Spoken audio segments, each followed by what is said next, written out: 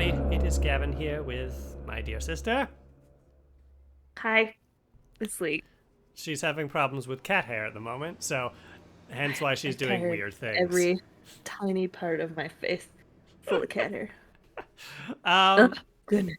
Okay, we're good. all right. Okay.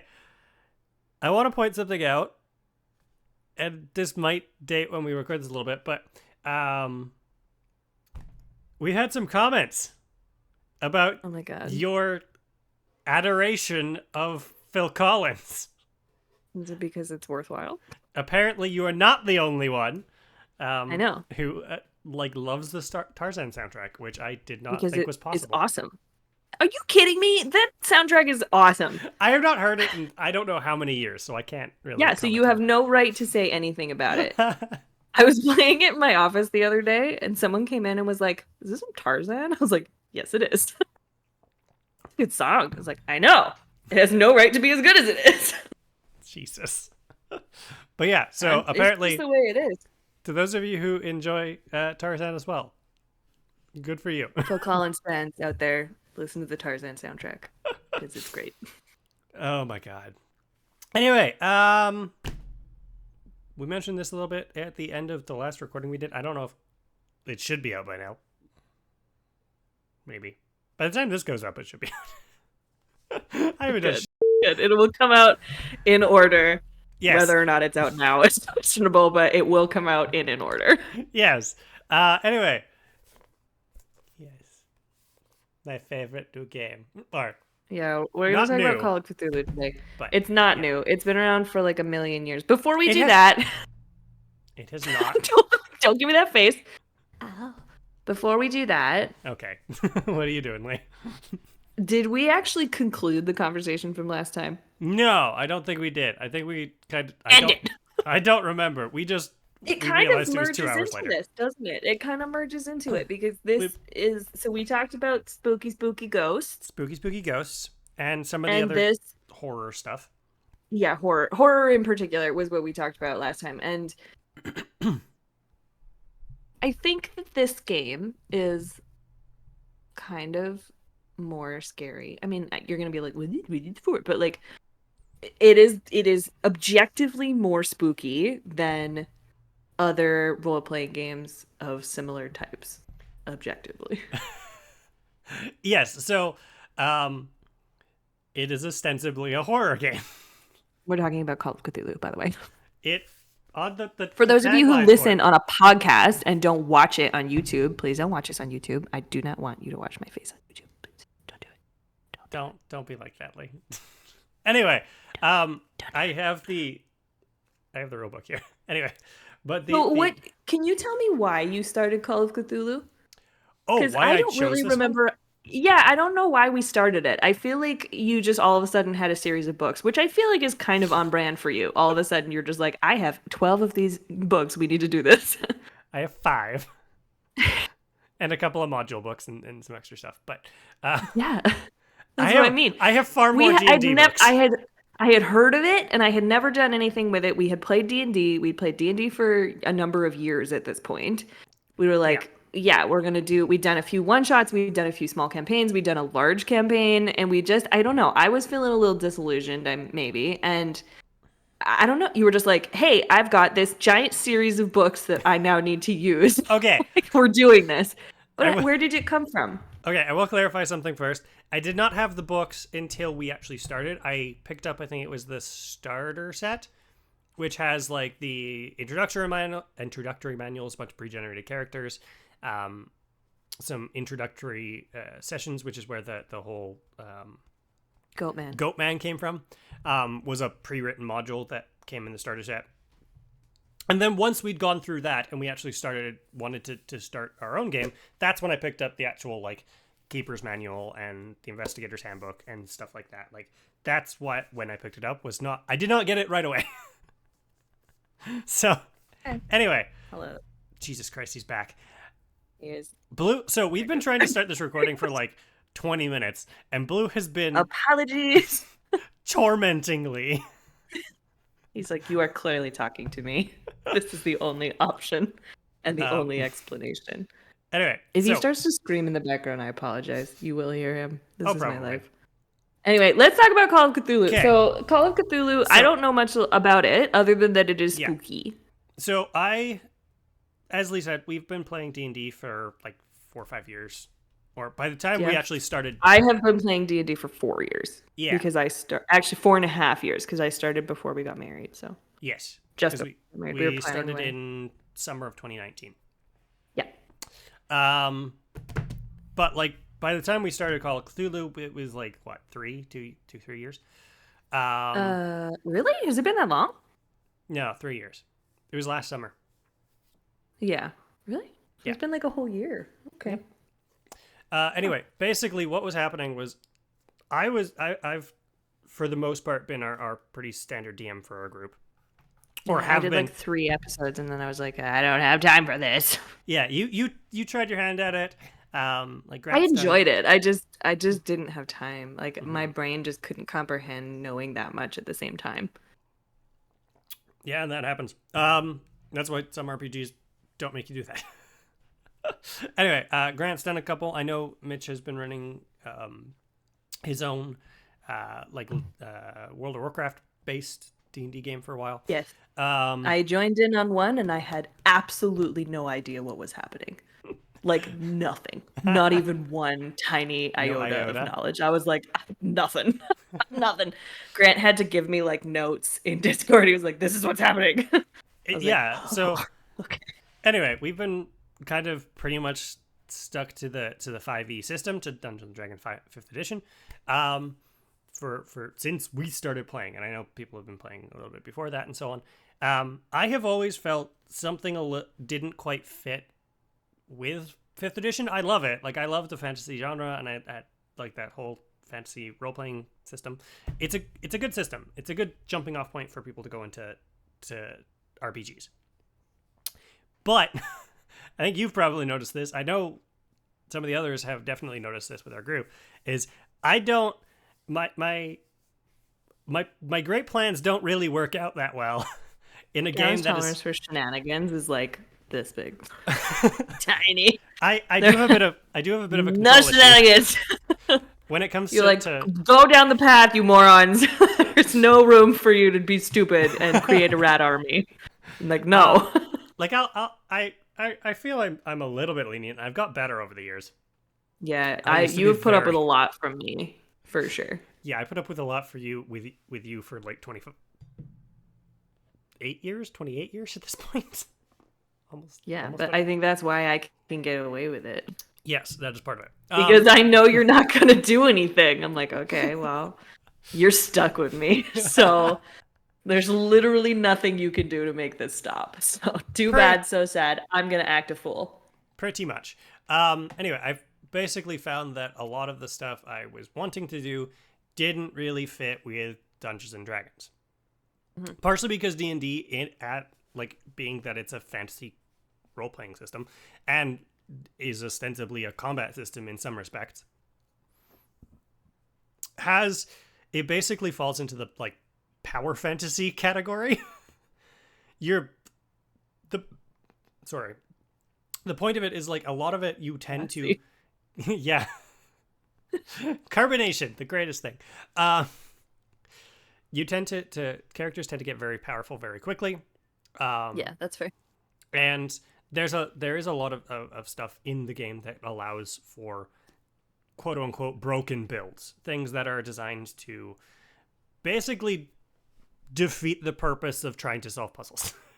You can kind of beat anything with just like some creativity and some magic shenanigans. Like, I mean, and it's fun, don't get me wrong. That's a great way to do the things that you're doing. But like when you in your logical brain are trying to create a story with a purpose and with a like a plot, I don't feel like D&D always went the way that you wanted it to. Because, like, the memorable things that I remember... Like, honestly, I could not tell you what the story of a lot of our campaigns were. I can remember the characters and I remember moments that we had, but most of those things were not along, like, a plot line. You know what I mean? No. Like, one of my D&D characters was Cricket. She was a druid. Like, you only get to turn into the small woodland creatures that you have seen before in a normal ass forest. And I was like, fine, I will, put like small rodents and squirrels and like Yeah. generalized birds on my We went list. through a And then for list. some reason, I convinced you a bear. I probably Mm-hmm. would have seen a bear. That's a pretty reasonable one to pick. And Oh then yeah. I don't know how I managed this, but I convinced you that I'd seen a whale. Not just a whale. It was a killer whale. It was a killer It was whale. an Yeah. orca. So at one point, I used this probably good roll that you were probably not super into, but I think I just probably convinced you because I rolled really well. And I ended up using this whale as like a means of escape. And it was the stupidest thing. It was like a whale being ridden by a turtle woman flying with like a stone dragon chasing us. And we were just like, yeehaw, off we go. And I could Yeah. just see it in your brain being like, you fucking morons. There were many times during that campaign that I What are you determined doing? you guys were morons. Yeah, but Um, like that was a good trap for us that we didn't have anything to do with because we just unleashed a demon and then wailed away. Like you that was a did. completely bullshit response to that very well constructed dungeon that would have been a beautiful story that we've just ruined with basically just shenanigans and Oh yeah. magic. And I can totally get behind why that would sort of be annoying for some So people. for me, I'm very much I have a very technical outlook on things. I have a very logical, by the book thing. I've tried my best to adjust that as years have gone by. It has had varying degrees of success.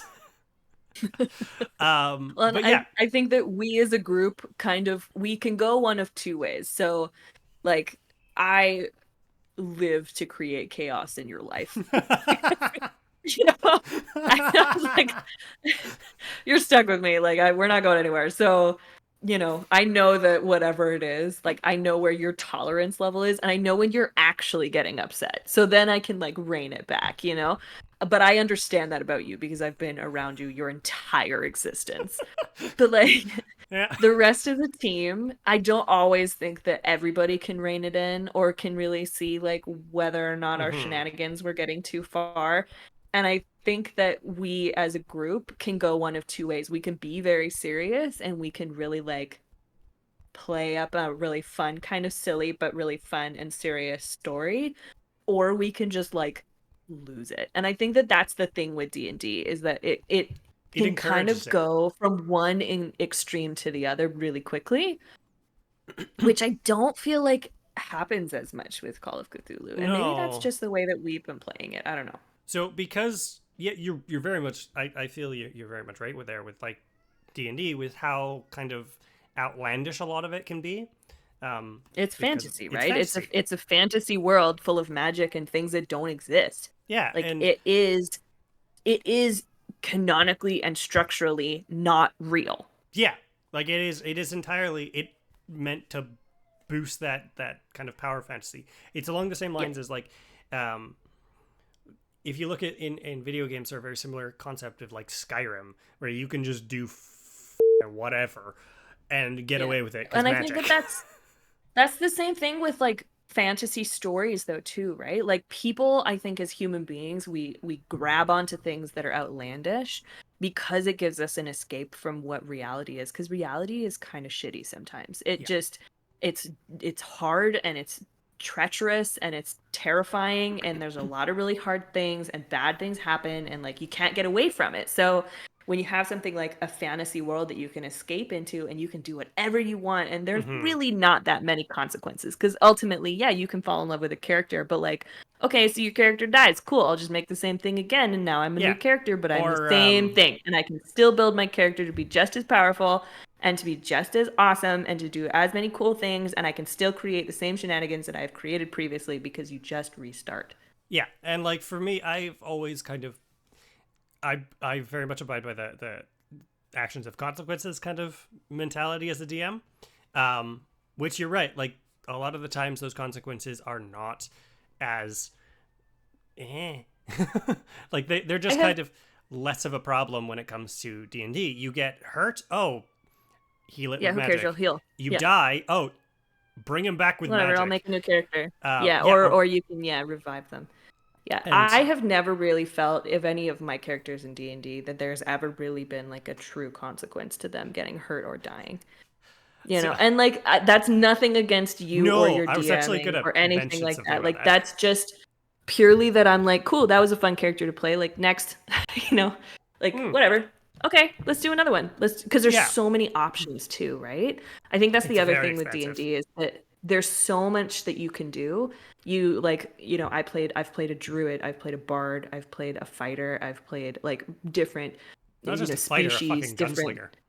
Yeah, like things that weren't real or like necessarily what was sort of set out as standard, but there's still like 6 or 7 standard types of characters you can create, and that's if you go with the most standard you can possibly go.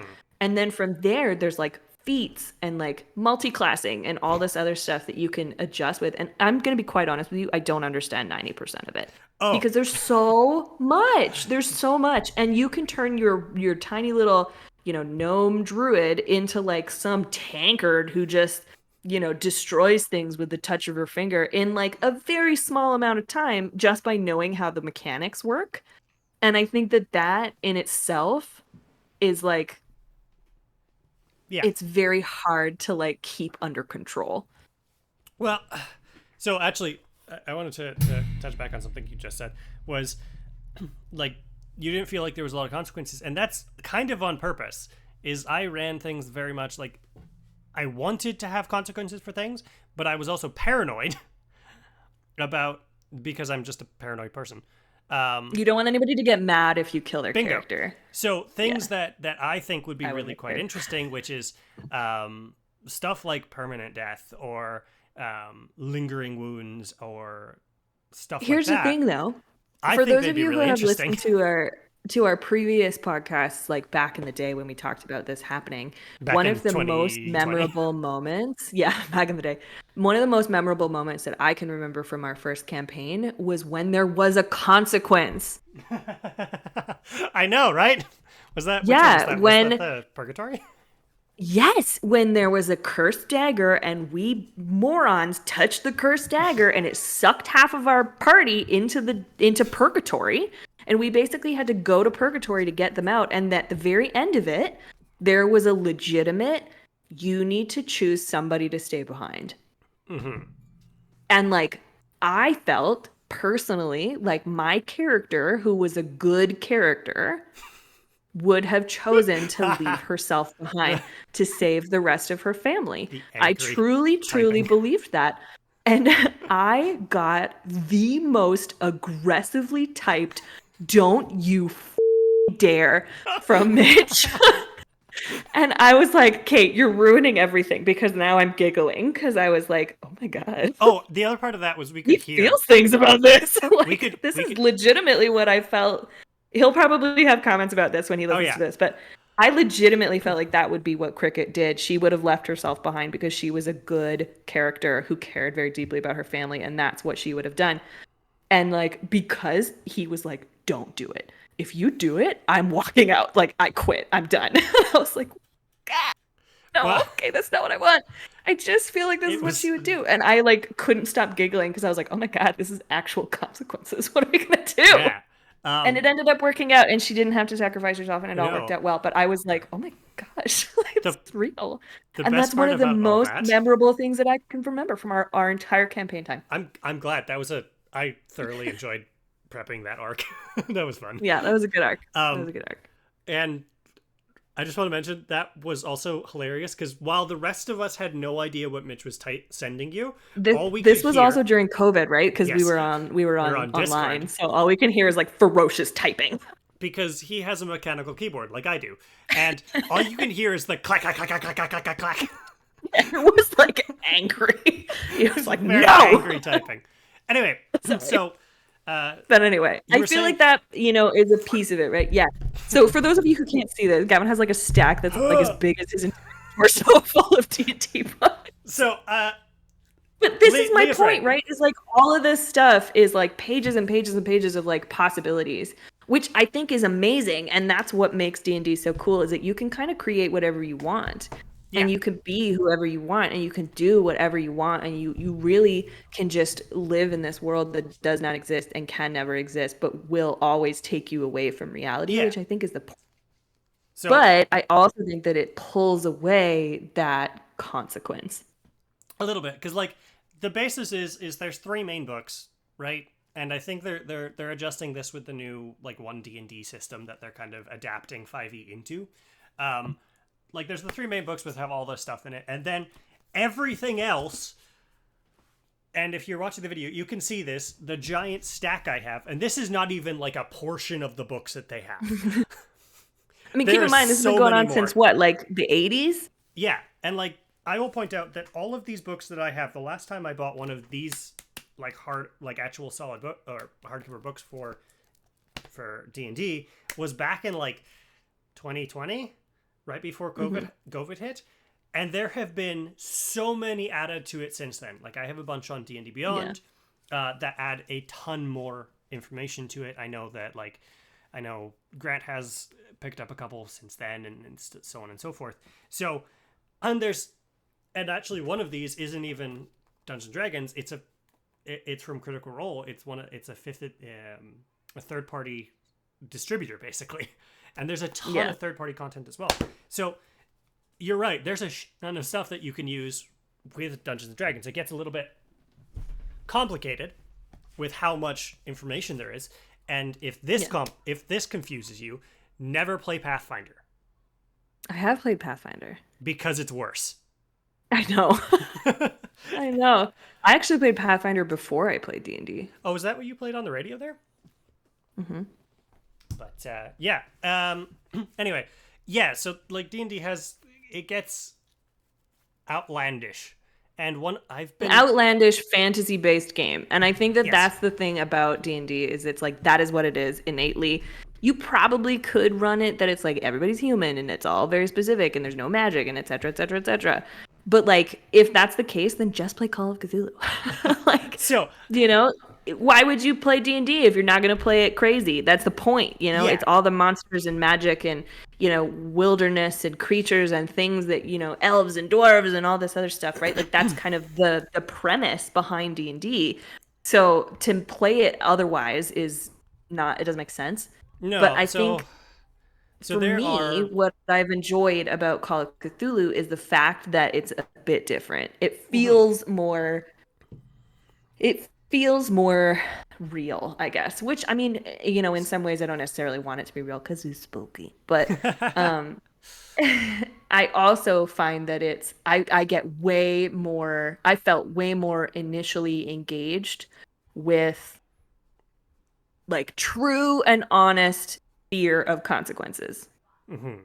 Oh, I remember what you guys were like in that first like test game. I have never screamed so much in a game. Yeah. And like climbing out of our chairs screaming over like dice rolls. My neighbors probably thought we were being murdered. Like it was bananas.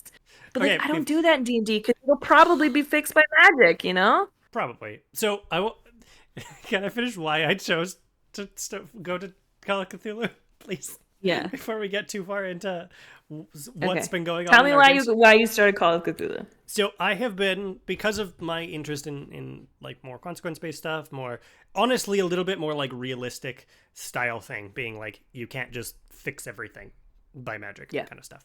You're like your consequences of your actions, dum-dums. Pretty much. Here you go.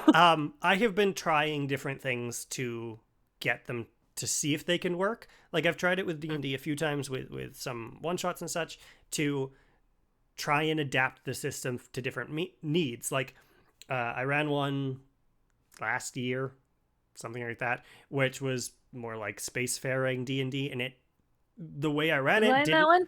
Yes, you were. You were a goat man. Oh yeah, I was a goat. You're a goat. Which... You know what I mean though? This is what I mean. You're like, it's space. It could be real. And I was like, I am a goat. Yeah. It worked out fine. Like it was a fun game, and we just fucking goofed off the entire time. But compared to what I had initially intended for it, which was more of like an Alien-esque kind of game, like the movie Alien type stuff, that didn't go at all happening. Partially because we were just playing it for fun, and fuck it, why not? And the other one, like I tried one that was based around like the whole concept of like Jurassic Park being lost in a dangerous wilderness kind of thing, in like a park. It did not work with 5e. It was still a fun kind of goofy game, but it didn't work with what my envisioning of it had happened. So I was trying different systems. I've been playing around with some different game systems for a while, and it just happened that Call of Cthulhu is a fairly popular system. I think the one I have is their second edition, which is their most recent one. I don't remember when it came out, when they released it, but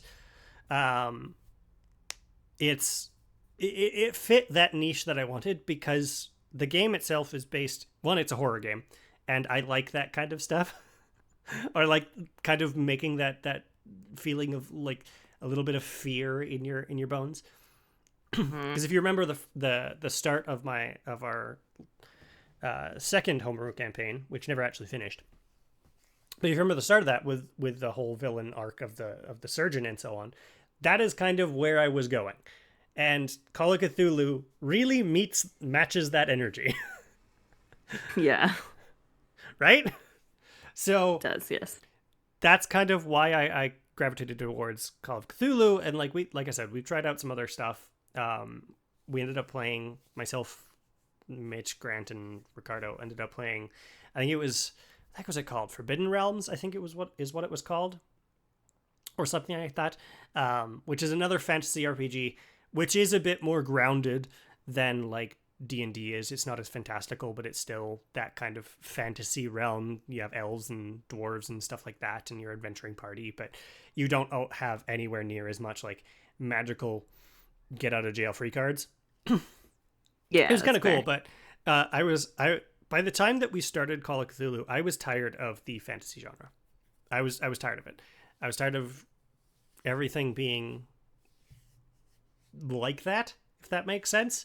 I mean, at this point, it's been long enough that I would be happily go back to D&D and run a game or run stuff. I think I would do the same thing. I really found something about Call of Cthulhu that I was like, oh my god, like this is awesome. But like, I think that now that I've played Call of Cthulhu for a while, I think I could come back to D&D with a new and renewed appreciation for what D&D is. Yeah.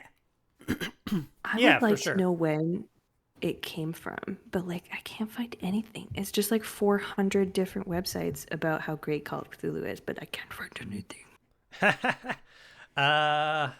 Anyway, the concept behind Call of Cthulhu, for those of you who don't know, is that it's a horror survival game. It works similarly to how D&D works. That's what it's marketed as, is a survival RPG. It's marketed as a horror survival. Can you stop? What are you doing? Get out of here. He's chomping the plastic. Go away.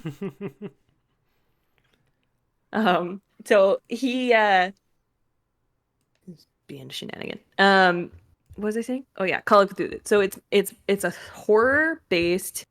Get out of here. I will end your life.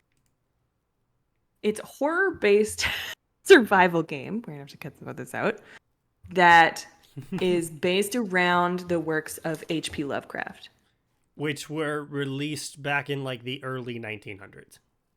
Yes, like 1920s, late 1920s, I think is when it was. Yeah, he was like a forefather of spooky writing. Yes. Okay, so here I have the edition list here. You have not been invited. Get out of here. Blue has come to join us once more. No, I don't want you here. Call of Cthulhu, the book, or like the original stories, were released back in like mid 1920s. I will preface this by saying H.P. Lovecraft was a dick. He was a. I would also like to note that this was literally the early 1900s. Everybody sucked. Everyone sucked. Everybody sucked. But yeah, he was super racist, and it was like not great. The company who kind of owns the rights to Call of Cthulhu and produces the game, Chaosium, has done everything they can to kind of avoid a lot of that inherent racism and issues from the 1920s. So Yeah. there's actually like prefaces in the rule books and stuff being like, hey, this is where that came We just from. appreciate what his work was. We don't think of this as it's a become, representation of who he was as a person. because he died so long ago. They're like, we have taken his work because we actually like what he's done and gone, get rid of him. We're keeping this. Goodbye. So I mean, really though, like ultimately, there's a lot of racism in a lot of stuff, right? I mean, I'm not trying to downplay it at all, but like the farther back you go in terms of bodies of work, the more you're like, oh, this is problematic.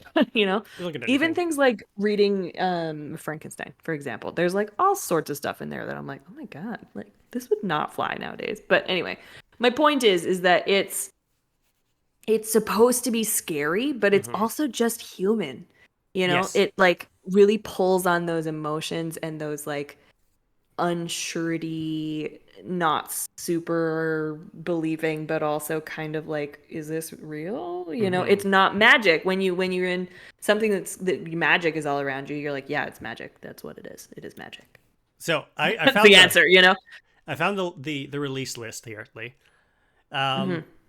So I was wrong. I have the 7th edition, not 2nd. Pathfinder only has 2 editions. This is on its 7th at the moment. First edition was released in 1981. 7th was released. So right around similar times for D&D, because I think D&D started around the 80s too, right? 70s, I think. Doesn't matter. Yeah, I think it's But around for a hot minute is what you're saying. Yeah. 1974. Okay. Yeah. The first D&D kind of rule set was produced in 1974 by TSR, which was Gary Gygax's whole company, I believe. I could be wrong. Also, can we just speak for a second about the atrocity and yet the majesty that is the name Gary Gygax? Right? Like, come on. Anyway, like, 2014. who wakes up in the morning and is like, yep, that's who I am. Like, that guy was meant for greatness with a name like that. Was that his real name? Gary Gygax? As far as I'm aware, yeah. Like, chef's Gary kiss. Gygax.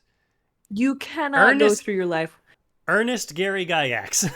Oh my god! Like, you can't go through your life without being like, yeah, this guy's gonna do some stuff. Yeah. Because you can't just live a normal boring life being called Gary Gygax. He was known as the father of role playing games, because Dungeons and Dragons was one of the first ones that was released, like the first edition of D&D. Anyway, 7th edition of Call of Cthulhu was released in 2014, where Chaosium does an interesting thing as well, which a lot of RPGs that are not Dungeons and Dragons do, which is they release. When you order from them, when you order online, they give you an electronic copy. Yeah, I've read the entirety of the electronic copy that you sent us. Yeah, so that's what I mean. Is like I have digital copies of the books. If I ordered something from Wizards for D&D, I would not get a digital copy unless I bought it on D&D Beyond as well. Yeah, so get on that, Wizards of the Coast. Yeah, they aren't doing that. Anyway. No, I know they're not going to do it. They don't need to do that. They're like multi-bajillion-dollar corporations. Well, they're owned by Hasbro. Anyway, Chaosium.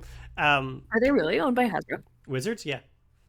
Oh, Wizards of the Coast. That's why part of why like there's been such an issue with Dungeons and Dragons and Magic the Gathering over the last year or so. Is because Hasbro is a multi-billion-dollar corporation who just wants to improve their bottom line, and they believe that D&D is under-monetized. If you want to see the whole issue with this, go look at the all of the drama that was happening, controversy that was happening back in like January.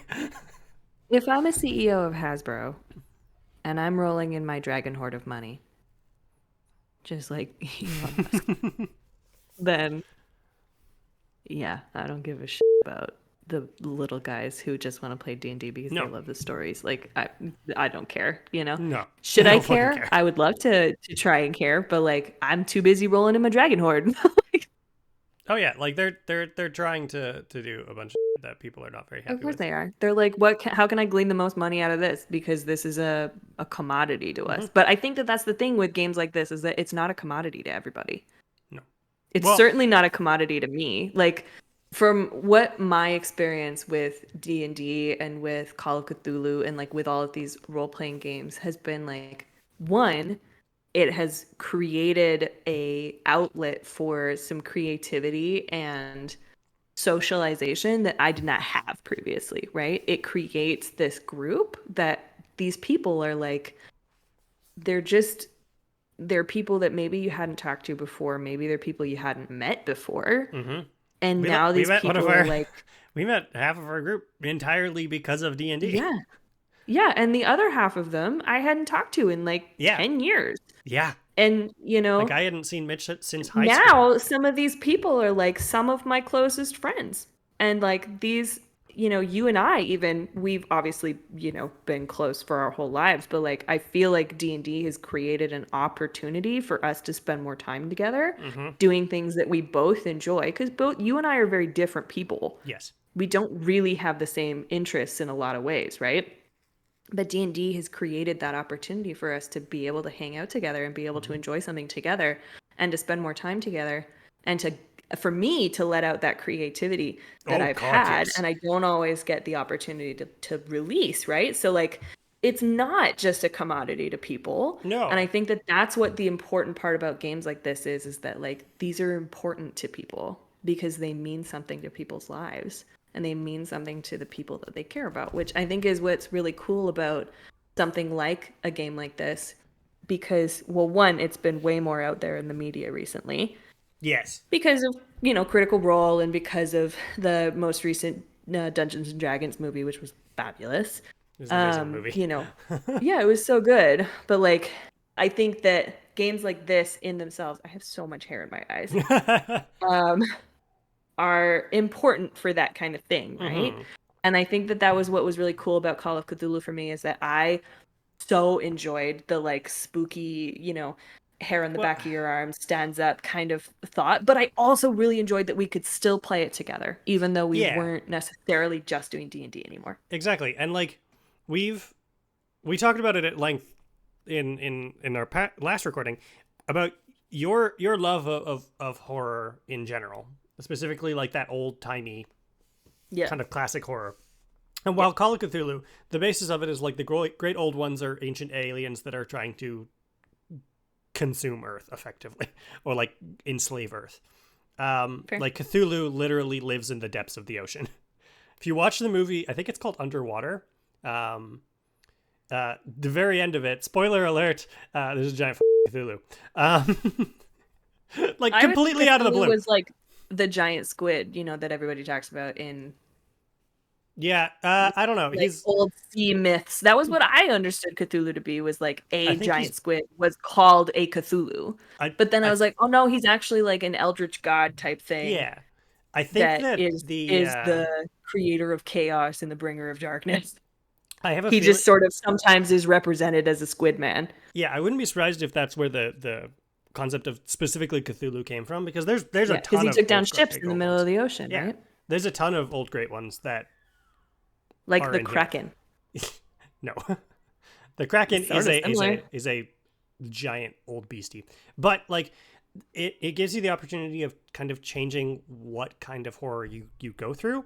Like the first homebrew game that we ran, the monster in it I used as a werewolf, like a pretty bog standard werewolf, a Yeah. werewolf pack basically. Um, Yeah. and this one we're still figuring out kind of what kind of spooky thing that you guys are trying to figure out what kind of spooky thing it is.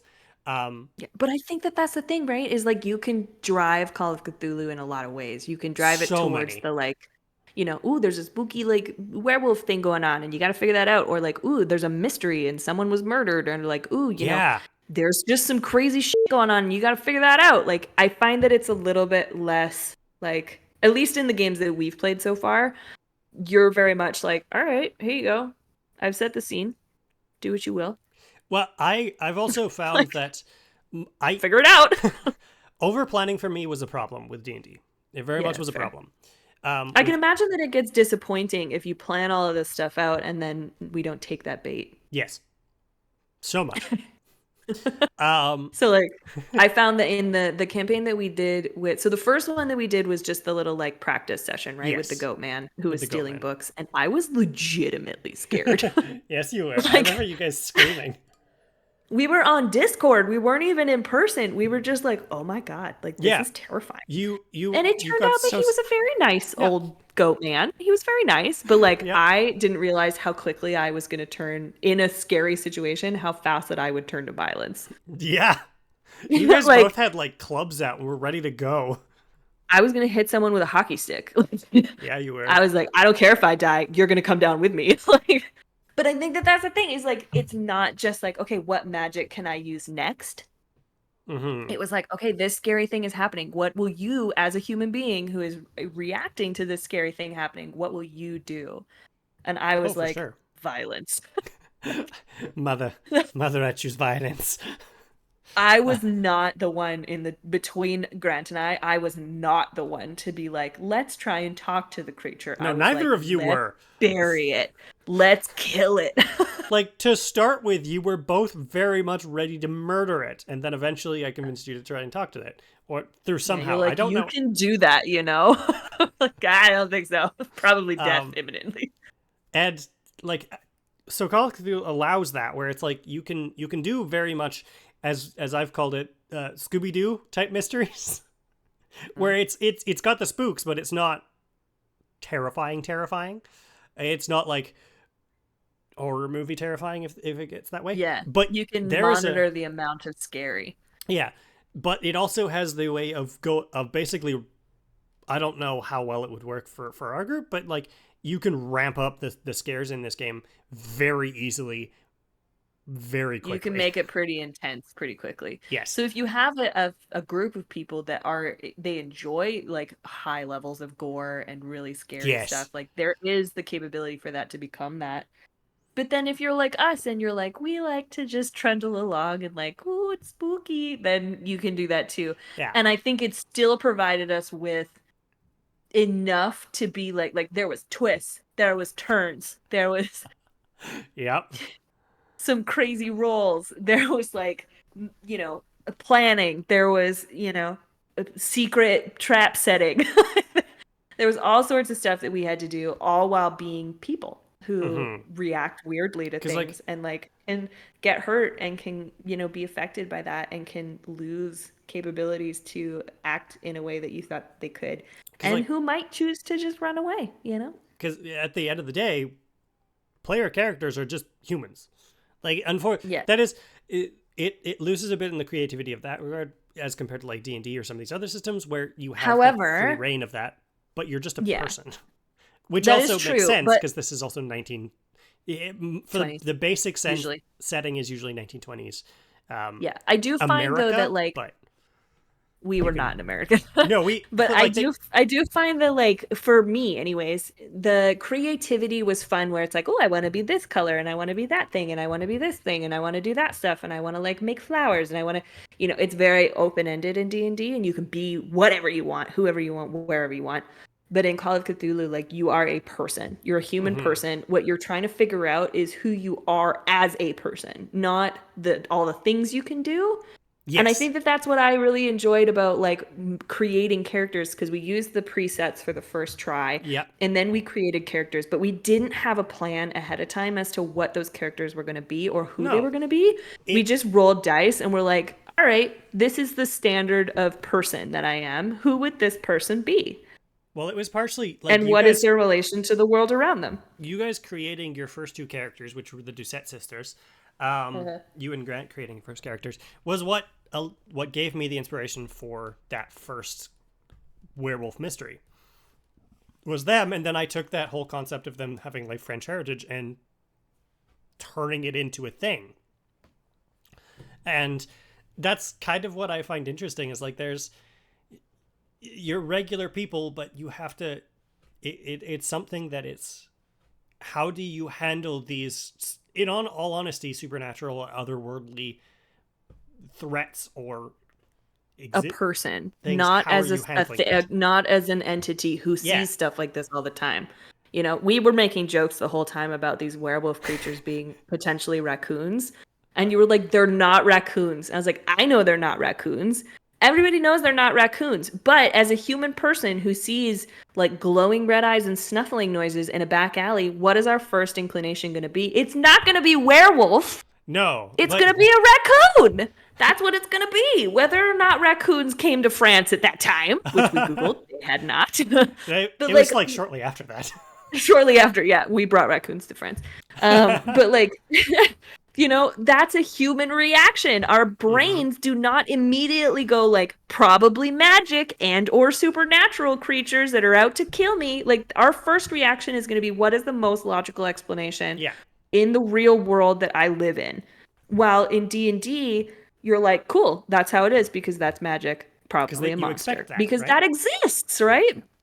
So I think that was a really cool change with Call of Cthulhu, is that like, you know, I know as a player that thing is not a thing that I want to touch. That's not a friendly baby. We are not going to pet the creature. We are not making friends with that puppy. It is not what we want to do.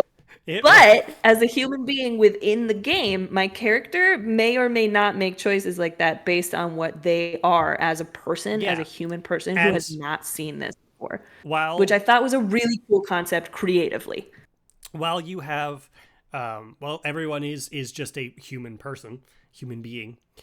Like, how you build your character can change drastically. Like, there's your age actually affects your skills. It either increases your like educational abilities or your intelligence and stuff like that, but it decreases some of your physical stats.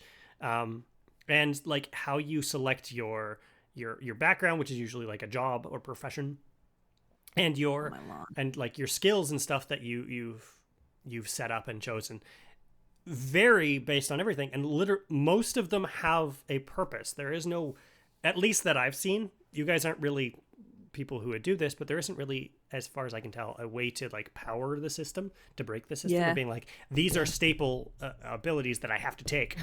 Because this is what you take to be the most powerful you can be. They're all just like human things. They're like, how high can you jump? And what languages do you speak? Are you good at finding things? And like one thing I really liked about that is if you use a skill enough, you're going to improve in it, whether or not you, because you are a human being, practices and gets better. So like one of the skills it has is called Spot Hidden.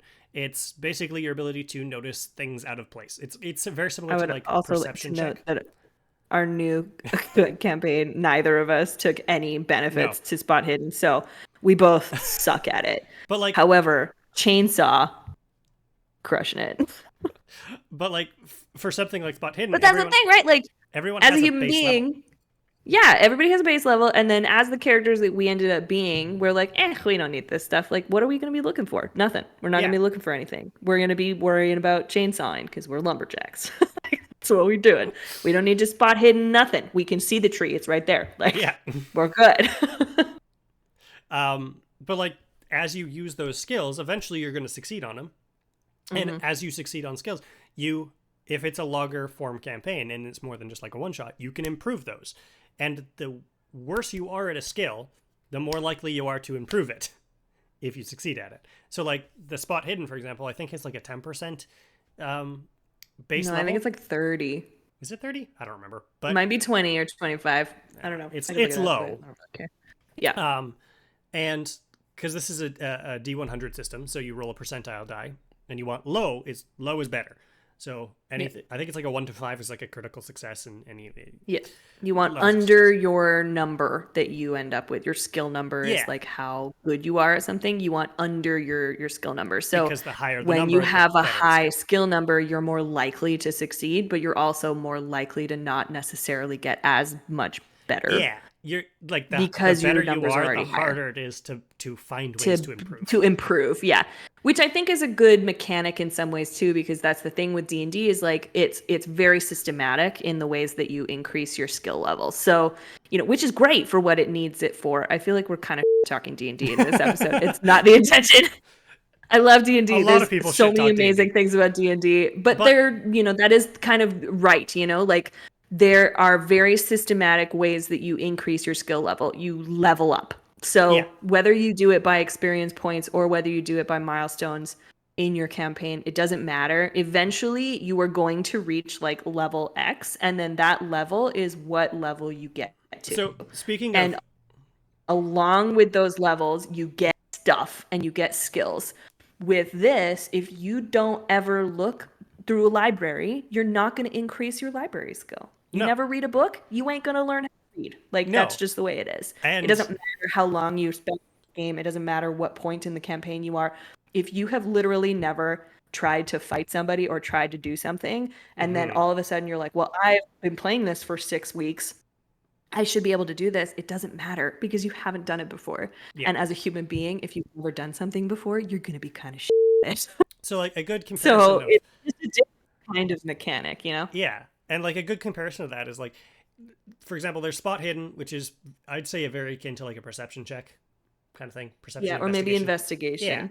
Yeah. But like it's that, like finding a thing that's out of place. Or noticing things that are out of place, etc., so on, so on and so forth. Or finding a specific item you're looking for. So if you were like in a library and you were looking specific, or maybe if you were like in a room and you were looking specifically for like a key, they're kind of like split almost. You might have to roll. They're kind of like, there's a library option too. There's a library use where it's literally trying to go through like books and stuff to find things. Yeah, but keep in mind too that like if you have a higher education level, you're more likely to get more library use because you've been to university, right? So you've read more books. But like, for example, spot hidden, like your skills can improve as you use them. Go to D&D, something like perception checks or perception, based on how the system works, is you can constantly improve that, especially if you get what the fuck is the word? When you're really good at it, what's the word? Expertise? No. Well, expertise is one, but the what do you get as like your X at X skills? You're good at X skills. It's a +2 when you start. We've been playing Baldur's Gate 3 for like... I know. I don't read anything about it. What are you talking about? The f*** is it? Anyway, it's the... I don't remember what this word is called. I am blanking entirely. The point is that you get a certain amount of bonus to your rolls based on like your race, your species, your class, what numbers you roll, what you get out of it, what items you're carrying, and you can constantly improve those based on what you have and what you are getting in the future. So as you level up, sometimes it'll give you like 2 more points that you can put into whatever you want, and then you can just add to a specific area if you were like proficiency, yeah. That's what but it like is. Rogues, I think, are a really good example of that, right? Rogues level up, and rogues are like, okay, here's X number of points that you can put towards whatever you want. You could literally just dump it all into like dexterity, and then you literally will never like you will never fail anything. And you can lockpick unless you're doing things that aren't roguey, but like if you can lockpick shit so good because your dexterity is super high, and the things that fall under dexterity are like stealth, sleight of hand, all of those like, you know, acrobatics, they're all dexterity rolls. So then you've got like, if you want to be like a leapy, jumpy, hidey, sneaky guy, then all you have to do is chuck all your shit into dexterity and you're good. Like you cannot fail because there's only so many numbers you can roll on a die. And then but like that I think happens in D&D quite often, is that people can like min-max and they can create like these intense advantages in their characters based on the fact that it's a consistent leveling system regardless of whether or not you should level. And I think that's the thing too, is like if you have a character who's like really really really good at backstabbing whatever, and then you guys all reach level 10, like you also get the benefits from level 10 whether you should have the benefits from level 10 or not. You know, depending on what you've chosen to be as a character, that will affect the way that your skills are divided up. And some classes and some, you know, species and some things have different capabilities than others, you know? Wizards get extra spells and extra spell slots and stuff like that. Rogues get freaking proficiency points. Like that's what they do. You know, like unless you multi-class, they get all of this stuff, and then you're rolling with like 11 bonus points to it, and you're like, cool. If I roll a 1, I will fail, but that's a 1 in 20 chance. Speaking of that, and what I was getting at with proficiency bonus is like for going from like spot hidden to say perception. Perception has the ability in Dungeons and Dragons to basically allow you to, we've joked about it, see through time. Because you can see things before they happen. Like the existence of passive perception is, I hate it. I hate it. I don't ever really think that you've used passive perception. No, because I despise it. Which is not... And like some passive perception is good. It's like 14 or 15. Which is like quite high when you think about it only being 20. An average one is fine, but... And like nothing against the player who did this. He's a great guy. I love him. And I respect the ingenuity, but I hated it at the time. Basically, we've talked about it before. Ricardo and his character, Uranus, from our first campaign, was built in a way that his passive perception was like 25. So he hypothetically could walk into a room and see everything before ever having to look at it. Because his perception and the way that he perceived the room before he even did anything was so high that he was technically capable of seeing anything that could potentially be a problem. There was zero way of anything, which is kind of D&D. And like kind of D&D. Add on to that, kind of the point. Yeah, add on to that. I think he had the alert feat, which allows you to basically never be surprised. You're always on edge, which for the character made sense. It did.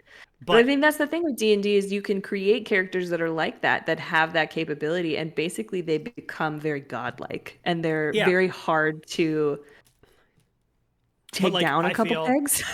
I feel at that point when you get to that level of, or to build something like that, and that was at like level 5 that he had that. Like, it was fucking quick. Meanwhile, I was like, I can walk 20 feet. Yay. Yeah. But like I felt something like that. That like I said, nothing against the build, and I respect people who can figure that stuff out. But as a DM, it's a lot of understanding. Me. I cannot understand that, and I think that's why I never. I never got that. And like we've talked about this before too, that like I enjoy these games for the storyline. I don't play them for the combat. I've never been that interested in combat. I find it really tedious. It is tedious. You know, okay, I've played my turn. And then if you have a large group, then it's like 5 million years later, it's your turn again, and you get to do one thing. Like it's, you know, and you spend the entire time just waiting for your turn to come around, which is, again, maybe just me. I've never been interested in combat, mostly because I don't have min-max characters. I have characters that have storylines and have, you know, like a purpose. But like I play my characters, or I try to play my characters like they are a real person who has real goals and real beliefs and real feelings, and may choose to do something that's not necessarily what would be the best case scenario in that situation, you know? Yeah. So I don't really see a purpose to, like, I don't build my spells around like, oh, this would be very useful in a combat. I build my spells around like, that'd be fun. Yeah. So I don't think about the other kind of stuff. So like when it comes to combats that are really long like that, I'm like, okay, well the next thing I'm going to do is the same thing that I did last time. So because it worked and it was fun and it's going to help me survive. Like I just don't play games like that. So when it comes to D&D, I've never really taken the time to understand all of that background stuff. I read through the feats and through the like backgrounds and all the things you can choose, and I choose the one that is closest to what I believe the character is, not what I think the character should or could be, but what I think is like the closest to what I envisioned for the character. So, you know, I've never had characters that were built around skills ever. I don't care whether they die. I don't care whether they fail, because that is real or more real. Yeah, and like, but that's what I really enjoyed about Call of Cthulhu is that like we really failed a lot. Oh, you failed so much because it's a all the time. System. And like most of your skills, your starting skills, you usually have like a few that are okay, and there's no real like dump stat in this. No, partially because of how the character creation works, you can't really do that. But like it allows you to create something without, I would say, without fear of potentially regretting it down the line. Yeah, Like, you're not it's just a person. Yeah. It's a And people that people can learn how to be better people, but they're still just a people. that needs ice. Well, I left the can of Coke too close to the fan of my computer, and now it is warm. Oh no. So I need to get some ice. Delightful. I'll get some ice in a minute Syrupy. here. Okay, I gotta pee anyways. So that is, and the other thing I really like about this system is you don't need these at all. Yeah, you really don't. Like D&D, They were you can helpful get for away us with, to like learn how to build the characters, but well, like you kind of can create what you want. yeah, you can get with Dungeons and Dragons with 5th edition, you can get away with like the starter rules, which have the basics of what you need. They have the basic the main classes, anything that's in the player's handbook, they have with one subclass each. And that's about where it ends. It has a truncated spell list, etc., etc. So if you want the fully which is expensive still what you like want, 4 pages of spells. yeah, if you want Like these like, are the full, this is the like abridged version, and there's still like hundreds of pages of information. if you want the full rules, you can get the player's handbook, and then there's a ton of other supplements and stuff as well. Same goes with Call of Cthulhu. Is like you get the starter rules or the quick start rules or the starter set, and you can get away with a lot of stuff. You don't need the books. And like even at running it as what it's called is the Keeper of Arcane Lore, is the game master. Even without the Keeper rulebook or the Investigator's Handbook, which are these two, the big one's the Keeper, the little one's the it's notably smaller is the Investigator's Handbook, which would be like the player guide. You can get away with not having them. I have them purely because I like the books and I love the style of them. But like a lot of the stuff, are a little dragon who likes to collect things. I do. I love collecting things, especially nerd. Yeah. But you don't need them, and like I have them, and it's very helpful. And I have digital copies of it, which I've provided to my players, which is you and Grant. We read the digital copies. Yeah. And I found them very helpful to like understand the mechanics of the game because they're opposite to what D&D is, right? D&D is you want to roll high. That's your goal, is to roll as close to or at 20 as possible. And you want to roll like high damage, everything high is good. In Call of Cthulhu, you want to roll under your number. So I believe that it makes it harder. It does to an extent. But it also has varying degrees of success. Mm-hmm. So if you roll under your success rate, but it's like really close, you're not going to be as successful as if you roll like basically a critical success. Yeah. Or an extreme, what is it? Extreme success? I don't know what you call them. There's like a success, a hard success, and an extreme success. So a regular success is as long as you roll equal to or below your skill level. So if you have a 30% skill or a 30 skill in something, as long as you roll a 30 or less on a D100, which is the 2D10s. Which is a more likely chance of rolling higher. Yeah. If you roll below that, that's a success. If you roll half, I think it's half. Yeah, if you roll below half, equal to or below 15. Half. Yeah, for a 15 on a 30, would be a hard success, is anything below half. And then if you roll below a fifth, which in terms of a 30 would be 6% or less, would be noted as an extreme success, which is basically as close to a crit as you can get without it being a crit. I think it's like if you roll 1 to 5% is classed as a critical which success. I rolled like 3 times. Yeah, and it is a notably harder thing to do. Also, for everyone who complains that D&D has too much math in it, this is worse. Well, no, actually it isn't. That is false. That is false information. This is 100 bajillion% worse. Because I have to math halfway backwards. If you fill out your sheet the way it's supposed to, you'd be fine. Here's the thing, though. If I fill out the entire sheet with all of the numbers and then the half numbers and then the third numbers, then when we improve the skills, I have to remath them. Okay. Or I could just leave it blank and then I can just math it when it happens. I also have one. We have a calculator for that. 2, I have because I bought. And you guys are way better at math than I am, so I usually just ask you. I have a DM screen. So like I have a DM screen for both D&D and now I have one for Call of Cthulhu as well. And across the entire top of it, I have a fifths bar. So it has all the numbers that you can get from 1 to 99, and it shows what all of their fifth values are. So I don't have to do any math for it. It's all just provided for me. And the half is, I think, rounded. I don't remember if half is rounded up or down, but I'd have to double check that. Yeah, half isn't hard though. It's the fifth that's hard. It's literally, I have the list if you want to see it. Like, I believe that you have it. I also believe that it is much harder to determine how successful you are when you have to like half things and then fifth things. It's fractions. So it's way easier to just be like 20 is a crit, therefore I have succeeded, or like I have reached at or above the number. Ta-da, I win. That's way easier than trying to like math it. What I mean by people complaining die on this hill. This is my hill I die on today. What I mean by people complaining that D&D has a lot of math is you get a lot of modifiers to stuff.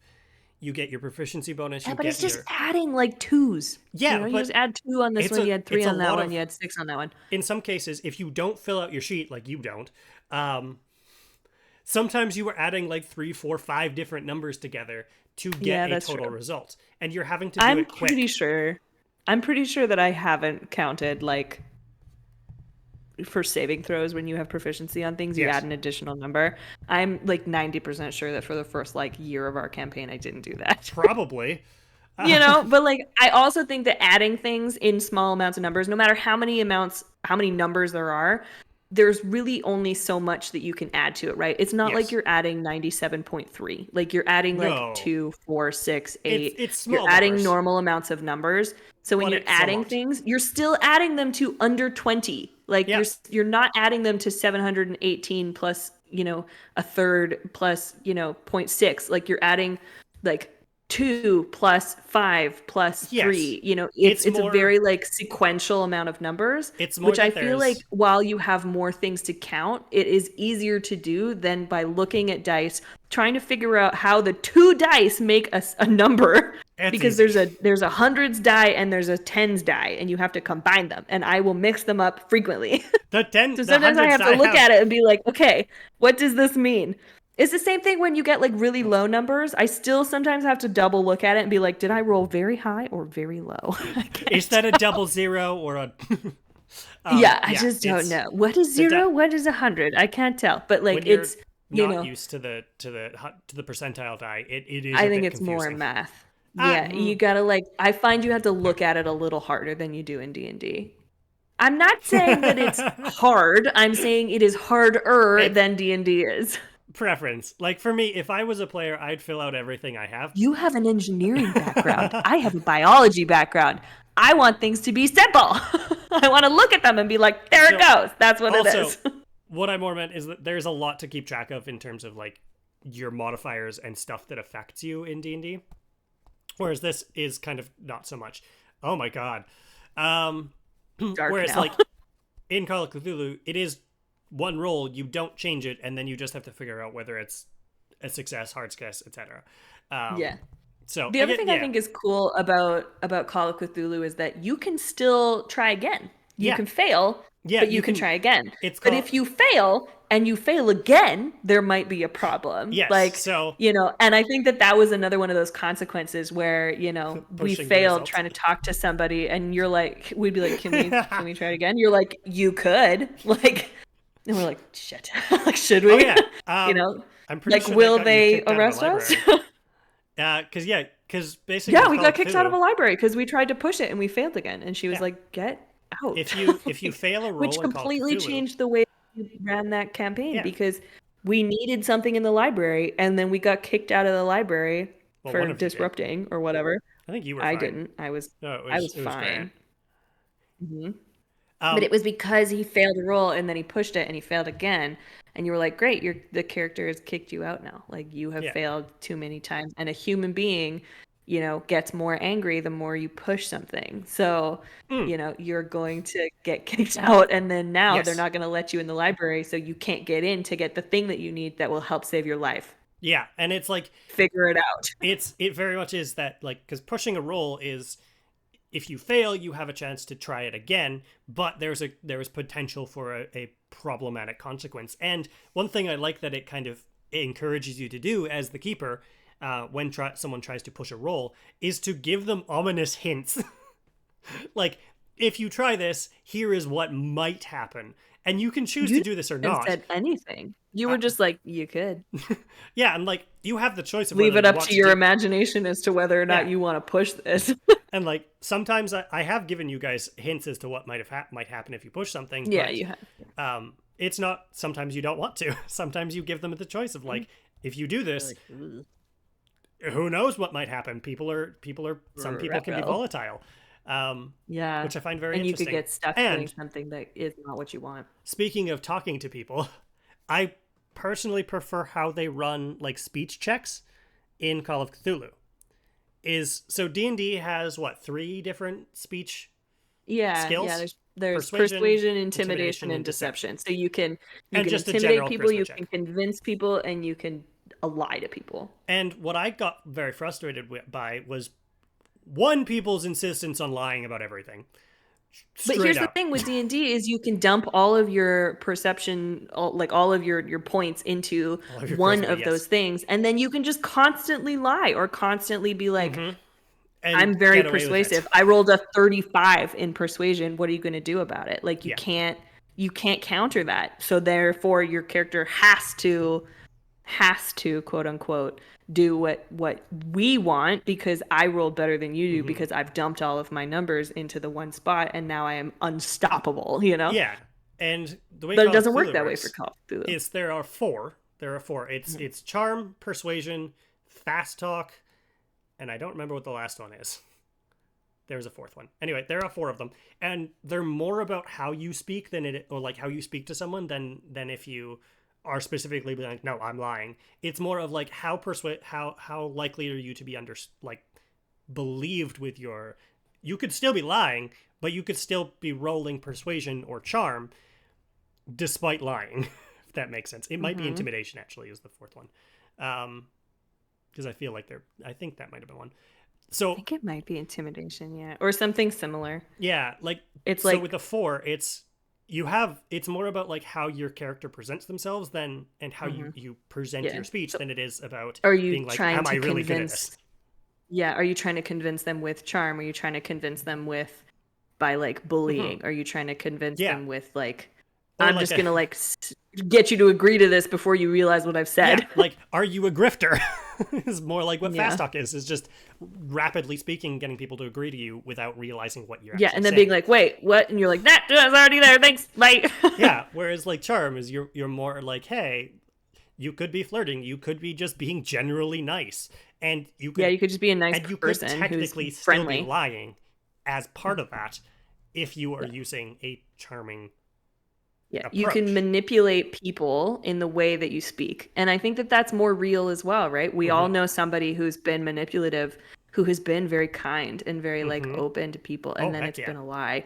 We've, seen people who have been intimidating and have been a liar. Yeah. We've seen people who have been, just like all of a sudden you're like, what did I agree to? They basically gaslight you, like those are real things that people do that really changes the way that they speak. And like in our campaign, one of the biggest twists that we had was one of the people that we truly trusted was a bartender. Yeah. We like legitimately thought she was our friend because she was really kind and we were stereotypical and we were like, the librarian sucks. She's super mean. Like she's definitely awful and is for sure a werewolf. Like, she sucks. She hates us. She's definitely a werewolf, 100%. And we're going to go talk to our buddy in the bar because she's cool and she gets it. And then guess who's the freaking werewolf? The girl in the bar. Yep. I think my jaw hit the floor when you looked at me and you go, Chloe's on break. And I was like, what? What do you mean she's on break and has been gone for the exact amount of time that the wolf was there? Like, are you kidding me? And then, of course, the librarian's body shows up on our doorstep. And we're like, I told her the whole plan. Yeah, you told them everything. The entire plan because she was nice to us. So we told her the entire plan. We kept going back to her because we were like, she'll know. Yeah, she's cool. She knows stuff. Like she can tell us about what we need to know. We told her everything. You did. And it like completely everything. It completely changed the way that that we had to come back to how we were going to defeat the bad guys in the end, because we were like, they know. Yeah, it like if you hadn't know explained everything. your entire plan to her, that entire final encounter probably wouldn't have existed. You would have been able to get away with potentially No, curing all and of them. they knew exactly Yeah. what we were doing because we Oh yeah. told her everything. And And like that betrayal was like completely out of left field for me. Like, because that's the other thing with D&D, right, is it's a fantasy world, yeah. and oftentimes bad guy is bad, you know? Like, you I can also kind of tell who's the bad guy, who's the monster. There's So- not a lot of like hiding. It's like, you're bad because you're bad, and that's who you are. You're a bad guy. Also, for me, I can't Villains help are it. villainous, right? I can't help it. I have a tendency to make a lot of my characters shady as and I think that's just me. Like, I can't help being shady with how I present some of these characters. And if But they villains are evil, villainous, right? and they Villains will are stay villains. villainous. If you watch a cartoon, you can tell who a villain is because Yeah. they're villainous. They look like villains. They act like villains. They are villains, right? It's the same thing with movies and other media. Like, villains are villains, and that's what they are. And you can generally tell, unless there's a big twist, who is the villain, right? Yeah. So, And that was the thing with Call of Cthulhu, is that everybody is just a people. So, like, how do you tell who's a villain and who's not? Because they're all just a people. yeah, who the live two in of this small two of the town. technical villains that you guys came up against, one you didn't realize, and the other was just a guy you shit on the entire time. Well, But yeah, like it's and that's actually another skill change that I like, is that insight doesn't exist. So you insight in can't tell. D&D is often used as like a lie detector. People tend to use it being like, hey, do I see them lying? Or like try and figure out what people's what characters are trying to do. And people who roll well on insight have a tendency to expect it to be like, yes, you know exactly what they are doing wrong.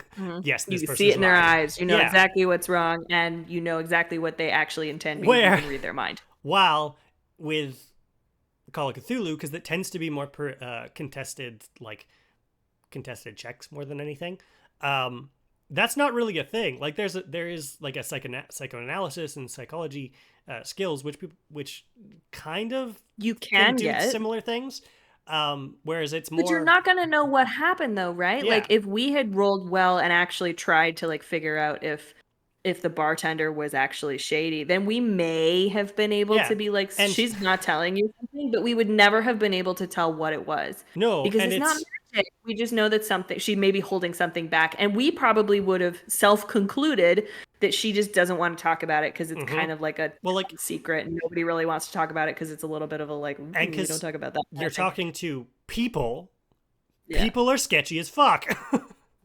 People have a are tendency liars. to lie. hide things. Humans Yeah. have a natural tendency to hide things that they don't want to talk about, and we get super uncomfortable when we do. So that's where But you it's get not that like always ick because they're a feeling. villain. It's No. not because they're a villain. No. People will hide things for so many different reasons. So, you know, even if we were like, oh yeah, she's hiding something, it could have been like, oh, well, maybe she had like some personal connection to it. Maybe it's just that she doesn't believe the stories. So she's just like, I don't want Maybe to she's talk just about not this. This is comfortable talking stupid. about it, or Yeah, maybe it's because her parents are super religious and they're like, don't talk about this. Like, there are so many reasons that she could have been uncomfortable with that situation. Of course, we didn't actually look into that. We trusted No. her fully, and we're completely devastated and betrayed when it turned out that she was a bad guy.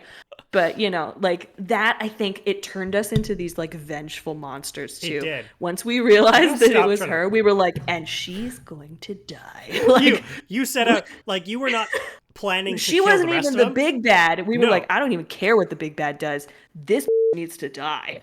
It's like you were happy to try and fix the rest of them if they wanted to take it. Not her. No, she was dead. No As soon as you forgiveness. knew that, she was dead.